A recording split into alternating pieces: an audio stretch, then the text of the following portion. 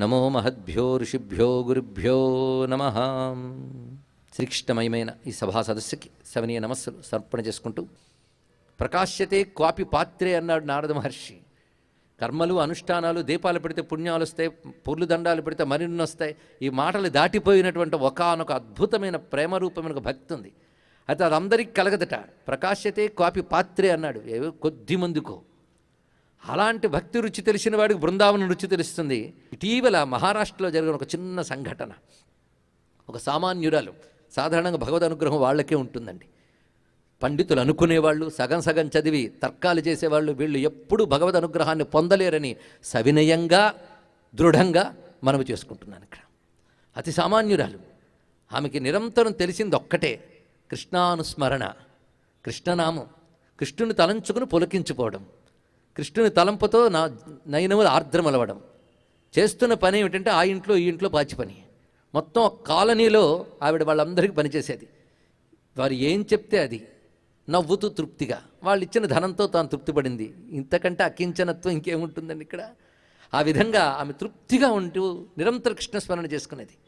ఒకసారి తన కాలనీతో ఒక మాట అన్నది, అమ్మ నాకు కొద్ది రోజులు సెలవిస్తే నేను బృందావనం వెళ్ళి వస్తానమ్మా అన్నది. అక్కడ ఎందుకంటే బృందావనం వెళ్ళాలి, ఆ మట్టిలో అడుగు పెట్టాలి, ఆ గాలి పీల్చాలి, అక్కడ పరమాత్మని స్మరించాలి. నేను చాలా బృందావన గాథలు విన్నాను పెద్దల వల్ల, నిరంతరం కృష్ణస్మరణ చేసుకుంటున్నాను. బృందావనం వెళ్ళాలి అంటే నీకేదైనా ఆర్థిక సహాయం కావాలంటే మేము చేస్తామన్నారు వాళ్ళు. ఆమె యొక్క మంచితనానికి ఆమె అన్నది, ఎవరిని ఇబ్బంది పెట్టకుండా ఉండడం కోసం బృందావనానికి వెళ్ళడానికి ట్రైన్ ఛార్జీలు, తిరిగి రావడానికి ట్రైన్ ఛార్జీలు, అక్కడ ఉండనప్పుడు కాస్త కూస్త ఉండడానికి కావలసిన సొమ్ము నేను ముందే అంచనా వేసుకుని ఇన్నాళ్ళు నేను కూడబెట్టుకున్నాను.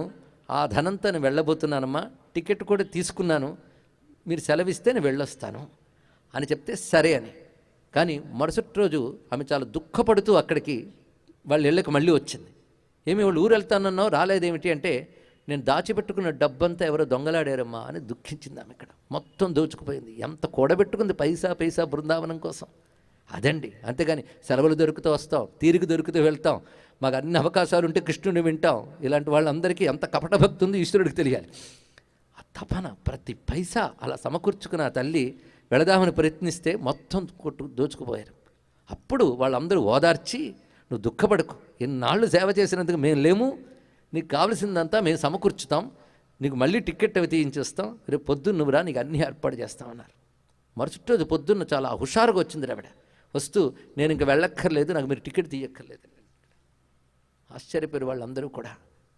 ఏమిటి నువ్వు అంటున్నది అంటే, నేను రాత్రి ఏడుస్తూ పడుకున్నాను, నా సొమ్ముతో నీ దగ్గరికి వద్దామని సొమ్ము కూడబెట్టుకుంటే రాకుండా చేసేవేమిటి కృష్ణ అని ఏడుస్తే, నా ప్రక్కన స్వామి వచ్చి నువ్వు నా దగ్గరికి రాకు, నేను నీ దగ్గరికి వచ్చానని చెప్పేట పరమాత్మ. నిరంతర బృందావన భావన. ఆయన ప్రతి పైసా కూడబెట్టిన ప్రతిసారి భావ బృందావన యాత్ర చేసింది ఆ తల్లి. ఇక్కడ బయటకు వెళ్ళి బృందావనం చూసొచ్చాగానే ఏం కనబడలేదండి, మట్టి మశాలని తప్ప అంటే తవరి కళ్ళకు అవే కనబడును అని చెప్పాలి. భావనాత్మకమైనటువంటి సంస్కారం ఉంటే బృందావనంలో రసం ఆస్వాదించగలరు. అలా ఆస్వాదిస్తున్న వాళ్ళు ఎంతమంది యోగులు, బృందావన యోగులు ఒక ప్రత్యేకమైన అంశం. అది తెలియాలి అంటే అనేక జన్మల పుణ్యం వల్ల చిత్తానికి నైర్మల్యం అంటూ ఏర్పడితే ఆ శుద్ధమైన చిత్తానికి ఆ రుచి తగులుతుందిట. ఆ తల్లికి బృందావన కృష్ణుడు ఆమె దగ్గరికి వచ్చాడు. ఇది జరిగిన కొద్ది కాలానికి ఆమె కృష్ణైక్యం పొందినది. కృష్ణానుస్మరణాదేవ పాప సంఘాత పంజర శతదా భేదమాయాతి గిరిర్వజ్రహతో యథా అన్నాడు లీలాసుకుడు. కృష్ణ అనుస్మరణ, ఎంత అందమైన మాట, అనుస్మరణ. అందుకని మా మూడుంటే చేస్తాం, రేపు చేస్తాం, ఎల్లుండేంటి మడికడితే చేస్తాం, అదే అనుస్మరణ. నిరంతర కృష్ణస్మరణ వల్ల ఏమవుతుందయ్యా అంటే చిత్తం శుద్ధమవుతుందయ్యా. చిత్తశుద్ధికి అవరోధంగా నిలిచినటువంటి పాపములు ఎన్ని ఉన్నాయంటే పర్వతాల్లో ఉన్నాయి. సామాన్యమైన పర్వతాలు కావి ఇవి, బండరాళ్ల పర్వతాల కంటే గట్టివి. ఇన్ని పాప పర్వతాలు భేదనైతే కానీ కృష్ణుడు గోచరించడే. అటువంటప్పుడు ఎలాగా అంటే దానికి ఒక ప్రక్రియ చెప్తాం. ముందు పాపం పోతే కానీ కృష్ణుడి మీద ప్రేమ కలగదు కదా. మరి పాపం పోవడానికి ఏం చేయాలి అంటే కృష్ణనామం అనడం మొదలుపెట్టు అని చెప్పారు. అప్పుడు కూడా అదే మందు. కృష్ణనామం అంటూ ఉంటే అనుస్మరణ దేవ పాప సంఘాత పంజర. ఎంత అందమైన మాట చెప్పారు. పాప సమూహం పంజరం వంటిది అన్నారు. పంజరం ఎందుకు పోల్చారంటే ఏదో ఊచలు ఉన్నాయనుకోవద్దు, ఇది చాలా బండరాయి అనే చెప్పుకున్నాం, ఊచలు కూడా లేవు దీనికి. మరి పంజరమని ఎందుకంటే పాపాలు మనల్ని ఎదగనివ్వకుండా అందుకోనివ్వకుండా బంధిస్తున్నాయి కనుక దీనికి పంజరమని పెట్టాడు అక్కడ. పాపములు మనం బంధిస్తున్నాయి. చక్కగా కృష్ణభావన వస్తుంటుంది, లోపల కుతర్కమనేటువంటి ఒక పంజరం బయటకు వస్తుంది. ఇవంతా పాప సంస్కారముల వల్ల పుడతాయి. అందుకు సంశయాత్మ అజ్ఞశ్చ అశ్రద్ధధానశ్చ. ఈ పంజరాల్లో కూరుకుపోయాం మనం. మరి ఏం చేయాలి అంటే నిరంతర కృష్ణస్మరణ చేస్తే మొత్తం బ్రద్దలైపోతుంది. పంజరం బ్రద్దలవడం సులభం అనుకుంటాం, కానీ వెంటనే తర్వాత మాట అన్నాడు, శతధా భేదమాయాతి గిరిర్వజ్రహతో యథ. వజ్రాయుధానికి కొండలు ఎలా పిండయ్యాయో కృష్ణస్మరణకి పాపములు అలా పిండవుతాయని చెప్పాడు. ఒకప్పుడు ఉద్ధవుడు యశోదం ఇంటిని వెతుక్కుందామని అక్కడికి వెళ్ళి ముందు కృష్ణ పరమాత్మ కబుర్లు చెప్పాలని బయలుదేరాడు. సరిగ్గా యమున దగ్గరికి వచ్చేటప్పటికి ఆ యమునలో కొందరు స్నానాలు చేస్తున్నారు, సంకల్పాలు చెప్పుకుంటూ. ఆయన అక్కడ నిలబడి ఉన్నాడు. వాడు సంకల్పంలో చెప్తూ ఫలానా మాసం అంటూ కృష్ణపక్షే అని చెప్తున్నారు. ఈ ఉలిక్కి పడ్డాడు. ఎందుకంటే రోజు ఆయన కూడా సంకల్పంలో తిథివార నక్షత్రాలు చెప్పుకుని అలవాటు ఉన్నవాడు కనుక పైగా సవరించాడు వాళ్ళని. అయ్యా చక్కటి శుక్లపక్షం, అప్పుడు మీరు కృష్ణపక్షే అని ఎందుకు అన్నారు అని. మా శుక్లపక్షాలు లేవయ్యా కృష్ణుడు వెళ్ళిన దగ్గర నుండి అన్నట్టు వాళ్ళు. చూడండి ఇక్కడ కృష్ణుడు వెళ్ళిన దగ్గర నుంచి మాకు శుక్లపక్షాల్లో అంతా కృష్ణపక్షమే, వాళ్ళ ఆర్తది అంటే అంతా చీకటే. అప్పుడు ఉద్ధవుడు అన్నట్ట మీరు ఎప్పుడూ కృష్ణపక్షమే అన్నాడు. ఎంత గొప్ప విషయం అంటే మీ హృదయం ఎప్పుడు కృష్ణపక్షమే, మనము కృష్ణపక్షమా? కొంత లోకపక్షం, కొంత లోకేశ్వరుడు పక్షం. కొంత లోకేశ్వరుడు తిరిగేమండి, అయ్యా మనకి ఎప్పుడు లోకేశ్వరుడు అంటే లోకమేమవుతుందండి, వెంటనే తిరిగిపోతాం, అవునా లేదా? కనుక మనకు భగవంతుడి గురించి కబుర్లు చెప్తాం కానీ అల్పమే, కానీ వాళ్ళు పూర్తిగా కృష్ణపక్షమే. అంత గొప్ప మాట ఇక్కడ. అందుకు మనం నిజంగా ఇది కృష్ణపక్షం చేసుకుందాం. కృష్ణచంద్ర చంద్రికలు ఇక్కడ విరబూసుకుందాం. దానికి మనకి ఆధార గ్రంథములు అనేకం. ఆనంద మందాకిని అందులో ప్రధానమైనటువంటి అంశం ఇక్కడ. ఆనంద మందాకిని భక్తి గ్రంథం. అసలు భగవంతుడి గురించి ప్రేమగా వినాలి అంటే భక్తి ఉండాలి, కానీ వింటే కానీ భక్తి రాదు. ఇది చాలా బాధాకరమైన అంశం.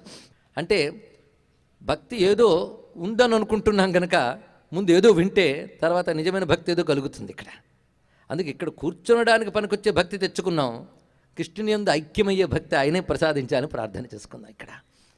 అలాంటి భవ్యమైనటువంటి భక్తి గ్రంథం. అసలు శివుడి గురించి చెప్పుకున్నా శివభక్తి ఉండాలి, అమ్మ గురించి చెప్పినా అమ్మభక్తి ఉండాలి. అసలు ఇక్కడ సౌందర్యలహరి ఒకప్పుడు ప్రవహించింది ఇదే చోట, దాని ముందు కృష్ణ కలిసింది అంతే. ఇక్కడ వాని సౌందర్యలహరే.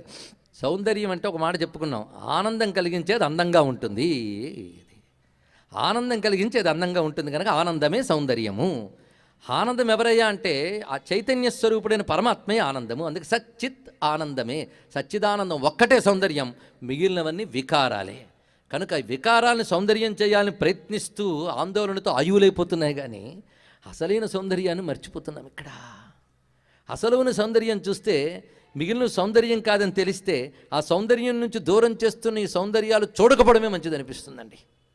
అందుకే మహానుభావుడు జాత్యంధుడై పుట్టినటువంటి సూరదాసు తండ్రి వేద పండితుడైనా గుడ్డివాడికి విద్య నేర్పడమని వదిలిపెడితే ఇంట్లో అవమానం భరించలేక పారిపోయిన పిల్లవాడికి ఏ మహానుభావుడు కృష్ణ సౌందర్యం వర్ణన చేసిన దగ్గర నుంచి ఆ కృష్ణునిపై గానం చేస్తూ జీవించాడు. సర్వజ్ఞానములు ఆయనే ఇచ్చాడు. ఎందుకంటే వేదాశాస్త్రాన్ని సర్వాణి ఏతత్ సర్వం జనార్దనాత్, సర్వము ఆయన అనుగ్రహించాడు. కృష్ణుని దర్శించాడు. ఆఖరికి ఒకసారి ఆయన వెళుతూ వెళుతూ గానం చేస్తూ ఒక నేలనూతులు పడిపోయాడు మహానుభావుడు. అప్పుడు కూడా కృష్ణగానం చేసుకుంటున్నాడు ఆయన. ఆ నేలనూతిలో పడితే ప్రాణం పోకుండా ఎలా కాపాడబడ్డాడు? అప్పుడు ఒక గొంతు వినబడిందిట, నువ్వు నేలనూతులు పడిపోయావు తెలుసా అని. నాకు తెలియదు, ఎక్కడో పడ్డానంతే, హాయిగా ఉన్నానంటే అప్పుడు ఆ పలికిన వాడు తన రూపాన్ని చూపించాడు. అప్పుడు వచ్చింది నేత్రం. అద్భుతమైనటువంటి పరమాత్మ యొక్క దివ్యమంగళ విగ్రహ దర్శనం లభించింది అక్కడ. అప్పుడు సూరదాస్తో ఒక మాట అన్నాడు, నన్ను చూసావు కదా, ఇంక నీ కళ్ళు ఇస్తానన్నాడు. ఇవ్వకన్నాడు. నిన్ను చూసే కళ్ళు అయితే పర్వాలేదు, మళ్ళీ ప్రపంచం చూడడానికి మాత్రం నాకు కళ్ళు ఇవ్వకు. ఇంతకాలం కళ్ళెందుకు మూసుకున్నానంటే తెరిస్తే నిన్నే చూడాలి గనక అన్నాడు. ఎంత అద్భుతమైన మాట ఇక్కడ. నిన్ను చూశాను, మళ్ళీ అవి చూపించుకో. ఎందుకంటే సౌందర్యం అంటే ఏమిటో ఇన్నాళ్ళు భావనేత్రంతో దర్శించాను, నీ అనుగ్రహం వల్ల యోగనేత్రంతో ఇప్పుడు దర్శించాను. ఇక్కడ వాడిన ప్రతి శబ్దం గొప్పదే, ఆలోచించినప్పుడు తర్వాత తెస్తుంది. యోగనేత్రంతో ఇప్పుడు దర్శించాను, మరి నాకు భౌతిక నేత్రం వద్దు. ఎందుకంటే ఆ చూసినదే మననం చేసుకుంటూ జీవిస్తానని. మరి గుడ్డివాడివైతే ఇలాగే నూతులోనో పడతావు, ఇంకెక్కడో పడతావు, ఏం చేస్తావు అంటే ఇలా పడినప్పుడు నువ్వు ఇలాగే పట్టుకుంటావు అని చెప్పేట్టు. ఎంత అద్భుతమైన మాట ఇక్కడ. ఇంత నేల నూతులో పడ్డానంటే పట్టుకున్నవాడేవాడు నువ్వేగా. అలాంటి సౌందర్యాన్ని చూశాడు ఇంకా. అందుకే ఆనందమే సౌందర్యం, ఆనందమే సచ్చిదానందం. అసలు కృష్ణ అనే శబ్దానికి ఒకప్పుడు అర్థం చెప్పుకున్నాం. కృష్ణ, కృషిర్భూవాచకో శబ్ద నశ్చ నిర్వృతివాచక.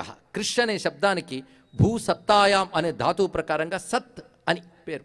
శాశ్వతమైన ఉనికి, శాశ్వతమైన ఉనికి, ఎవర్ ఎగ్జిస్టెన్స్. ఇది కృష్ అనే శబ్దానికి అర్థం. నా అనే శబ్దానికి నిర్వృతివాచక, ఆనందవాచకం. ఏమిటా ఆనందం అంటే నిర్వాణం అన్నారు. నిర్వాణము అంటే చిదానందం, ఇది అర్థం అన్నారు ఇక్కడ. కనుక నా అనే శబ్దము చిదానందము, కృష్ణ అనే శబ్దము సత్ అయితే కృష్ణ అంటే సచ్చిదానందం. కానీ సచ్చిదానందమే సౌందర్యం అయినప్పుడు కృష్ణుని మించిన సుందరాంగుడు ఎవడుంటాడు? కనుక కృష్ణ సౌందర్యం. కనుక ఆనందమే సౌందర్యం, సౌందర్యమే ఆనందం. అది లహరి అంటే ప్రవహిస్తూ ఉంటుంది. ఆ ప్రవాహం ఎంత గొప్పది అంటే ఊరికనే ప్రవహించితే సరిపోదండి. అది తగిలితే, ఒక తుంపర తగిలినా మనం పవిత్రమయ్యేటంత ప్రవాహం కావాలి ఇక్కడ. అందుకే ఆ సౌందర్య లహరి ఏమయ్యిందయ్యా అంటే మనల్ని పావనులను చేసి అందులో మునక వేస్తే చాలు. గంగా జలలవ కణికా పీత, ఒక్క బిందువు తగిలినా గంగా మనం పవిత్రమైపోతున్నామే. మలాంటి కృష్ణ సౌందర్య లహరిలో ఒక్క తుంపర తగిలినా మనం పవిత్రమైపోతాం. అందుకే కృష్ణ సౌందర్యం ఆనందమై లహరి పవిత్రమైతే, పవిత్రమైన లహరిని గంగనే అంటారుగా ఎవడైనా. పవిత్రమైన లహరిలో గంగ కంటే గొప్పదేముందో చెప్పండి ఇక్కడ. స్రోతసామస్మి జాహ్నవి అన్నాడు పరమాత్మ భగవద్గీతలో. ప్రవాహాల్లో గంగని నేను అని చెప్పాడు. కనుకనే సౌందర్యం ఆనందమై లహరి మందాకిని అయి ఆనందమందాకినిగా మనకు లభించింది ఇక్కడ. అది కృష్ణ సౌందర్య లహరి. ఈ లహరి కేవలం అందంగా వెళ్ళిపోతుందని మాత్రమే కాదు, ఇది ఆ లహరిలో మునకలు వేసినా కాసింత తగిలిన పాప ప్రక్షాళన జరుగుతుంది ఇక్కడ. మొత్తానికి ఏదైనా గోదావరి తీరంలో గంగ ప్రవహిస్తున్నది ఇక్కడ. ఏమిటా గంగ అంటే ఆనందమనే గంగ. గంగకి మరొక పేరు మందముగా, ఒయ్యారంగా హొయలుతో నడుస్తూ ఉంటే అది మందాకిని. మందము అంటే మెల్లని నడక. అది ఉప్పెనలో కొట్టుకుస్తుంటే ఎలా ఉంటుందండి? అసలు కృష్ణుడు అంటేనే మందాకిని. కృష్ణభావం హృదయానికి తగిలితేనే ఒకానొక సౌమ్యత, ఒకానొక సాత్వికత, ఒకానొక సంస్కారం ఏర్పడుతుంది. ఇంక ఏ ఉద్వేగం ఏర్పడదు, కేవలం భక్త్యుద్రేకం. భక్త్యుద్రేకానికి శంకరులు ఒక పేరు పెట్టారు. ఇది రాజస తామసోద్రేకాలు కాదు బాబు, సాత్వికోద్రేకం అంటే. అది ఎలా ఉంటుంది అంటే మనకు తెలియనట్టు ఉంటుంది అన్నాడు ఇక్కడ. ఎందుకంటే మన రాజసోద్రేకాలు చాలా ఉంటాయి. ఎవడైనా ఒక మాట అంటే కళ్ళు ఎర్రబడతాయి, ఊపిరి వేగం పెరుగుతుంది, ఒళ్ళు వేడెక్కుతుంది, ఊగిపోతాం. ఇది ఎలా ఉంటుందో నేను చెప్పక్కర్లేదు, ప్రతివారికి అనుభవమే. భగవంతుని తలంచుకోగానే కళ్ళు చెబరించి, ఒళ్ళు పులకించి, గొంతు బొంగురు పోతే అది సాత్వికోద్రేకం అని చెప్పారు ఇక్కడ. అందుకే ఎంత చక్కని మాట అంటే పరస్పరం లపమానా కంఠావరోధ రోమాంచాశ్రుభి పరస్పరం లపమానా పావయంతి కులాని పృథివీంచ అన్నాడు నారద మహర్షి. అది అలాంటి సాత్వికోద్రేకం. ఆ ఉద్రేకమే అది మందమే. అందుకని సాత్వికం కదా, అందుకే అది మందాకిని. కృష్ణ భావనే మందాకిని. అందుకే మనస్సులో ఏదో భయంకరమైన ఉద్రేకాలు జరిగినప్పుడు ఒక చోట మఠం వేసుకుని శ్రీకృష్ణ ఒక్కసారి రూపాన్ని స్మరించండి, అంత తీవ్రతని ఆయన అలా చేత్తో తీసినట్టు తీసేస్తాడు. అది కృష్ణ వద్ద ఉన్నది. ఇటీవల జరిగిన ఒక చిన్న సంఘటన, అంటే భావం తెలుసుకోవడం కోసం చెప్తున్నాం. ఒక పాశ్చాత్యుడు హిందూ దేవతల్ని ఆరాధించాలని బుద్ధి పుట్టింది ఆయనకి. ఆయన మన భారతదేశానికి వచ్చి పటాలమ్మే ఒక దుకాణంలోకి వెళ్ళి అందరి దేవుడి ఫోటోలు దగ్గర వేసుకున్నాడు. ఆయన ఏదో ఒకటి తనకు నచ్చింది సెలెక్ట్ చేసుకుందామని. అది మంచిదేనండి, నచ్చింది ఎంచుకోవాలనుకున్నాడు కానీ మిగిలిన తిట్టాలనుకోలేదు. అది గొప్ప సంస్కారం. నచ్చింది ఎంచుకుని ఆరాధించడం తప్పులేదు, కానీ మిగిలిన వాటిని నిందించుకు. ఎందుకంటే నీ సంస్కారానికి అది నచ్చింది చాలు, మిగిలిన అర్థం చేసుకోవాలంటే దానికి తగిన సంస్కారం ఉండాలి, అది వేరే విషయం. మొత్తానికి అవి దగ్గర పెట్టుకున్నట్ట వెతికి ఒక్కటి తీశాడు. ఇది ఒక్కటి చాలన్నాడు. ఏమిటయ్యా అంటే ఒక అందమైన వృక్షము నీడలో పాదం మీద పాదం వేసుకొని నిలబడి మందహాసం చేస్తూ తలని ఓరగా ఎడమవైపు వంచి వేణుగానం చేస్తున్నటువంటి మూర్తిని ఎంచుకున్నట్టు ఆయన. ఎంత చక్కగా, ఇది చాలయ్యా అన్నాడు. ఏమిటి నీకు ఇది నచ్చింది అని అడిగాడు ఆయన. అమ్మేవాడు అద్భుతమైన సమాధానం చెప్పాడు ఆయన. ఆ పక్కన ఆయన తీసుకెళ్ళిన భారతీయ మిత్రుడు ఉన్నాడు, ఆయన ఆశ్చర్యపోయి నోట్ చేసుకున్నాడు ఆ సమాధానాన్ని. అది రికార్డ్ అయింది. ఎంత గొప్ప సమాధానం చెప్పారంటే మిగిలిన వాళ్ళందరూ గొప్పవాళ్ళు, కానీ ఒక్కొక్కరి చేతులు, కొందరి చేతులు త్రిశూలాలు, కొందరి చేతులు చక్రం, గద, ఇంకోటి దేశంలో వజ్రాయుధం, ఖడ్గం, 18 చేతులు, 19 చేతులు, 20 చేతులు, 30 చేతులు, అబ్బా చాలా ఉన్నాయి. కానీ ఆ చేతుల్లో కొడతా నరుకుతా ఆయుధాలు చాలా కనబడుతున్నాయి. లోక వ్యవహారం చాలా ఉంది. హింసుందని అనకండి, లోక వ్యవహారం చాలా ఉన్నది. ఎందుకంటే లోక వ్యవహారం కొడతాను తింటాను, మనం ఎన్నో కొట్టకపోతే తిండి తినలేం, అవునా లేదా? ధాన్యంగా తెచ్చుకుంటే తినలేం, దాన్ని కొట్టాలి, కొడితే కానీ తిండి రాదు. అందుకే బాధించేవి కనుక బాహువులు అని పేరు. దీనికి అద్భుతమైన మాట చెప్పాడు, బాధించేది కనుక బాహువులు.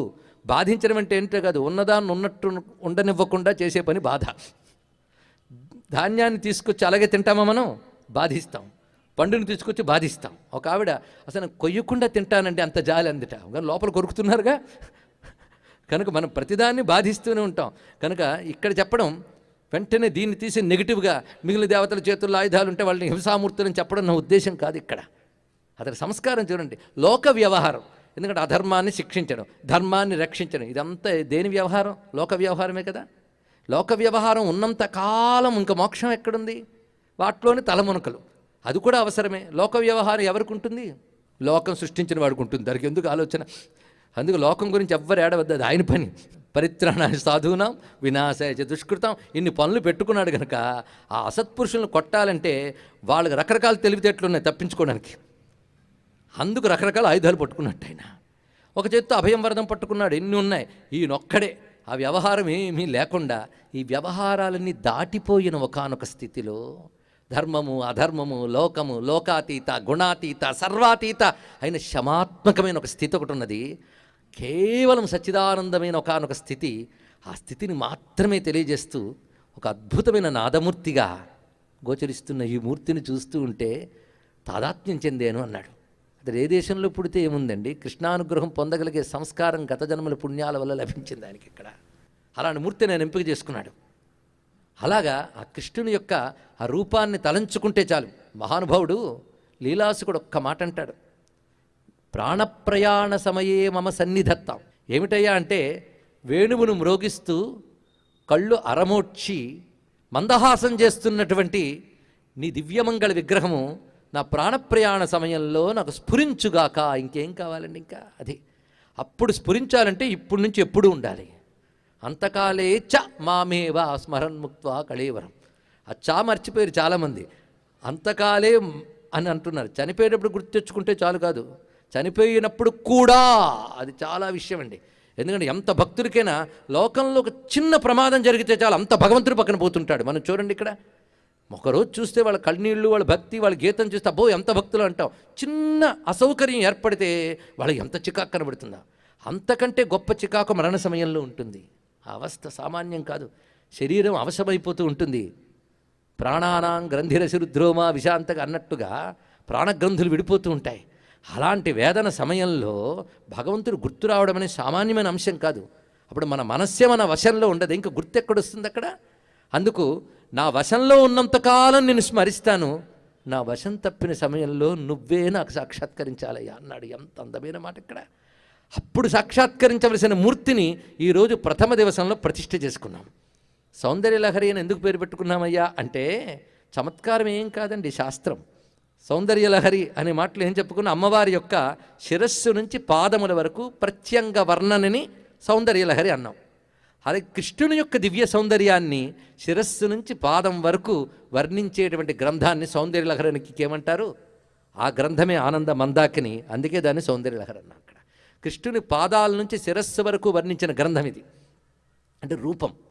ఆ రూపాన్ని ఎందుకయ్యా అంత వర్ణించాడంటే హృదయంలో హత్తుకుపోతుంది. అప్పుడు విన్న సౌందర్యలహరి లలితంబ ఇప్పుడు హృదయంలో చెదరకుండా ఉందిగా. అదేవిధంగా ఈ స్వామి కూడా అలాగే ఉంటాడు. చెదరకుండా హృదయంలో ముద్రించకపోతే ఎలా ఉంటుందయ్యా అంటే, గొప్ప మాట చెప్పాడు మీ మధుసూదన సరస్వతి. లక్క దగ్గర వేడి పెడితే కరుగుతుంది చూసారా, కరిగినప్పుడు కానీ ఒక ఆకారమును ముద్ర కొట్టి వదిలేశారనుకోండి, అది నిలిచిపోతుంది దానిలో. అక్కడ అదేవిధంగా గురువుల ఉపదేశం, భగవత్కథా శ్రవణం జరుగుతున్నంతసేపు మన హృదయం ఆ జ్ఞానం అనే వేడికి కొంచెం కరుగుతుందిట. ఆ కరగ్గానే అందులోంచి కృష్ణుడనే మూర్తి ముద్రైపోతుందిట. తర్వాత మళ్ళీ ప్రపంచంలోకి వచ్చేస్తాంగా, పర్వాలేదు, ఆ ముద్ర అక్కడ నుండిపోతుందయ్యా అని చెప్పాడు. ఇక్కడ ఎంత అందమైన విషయం.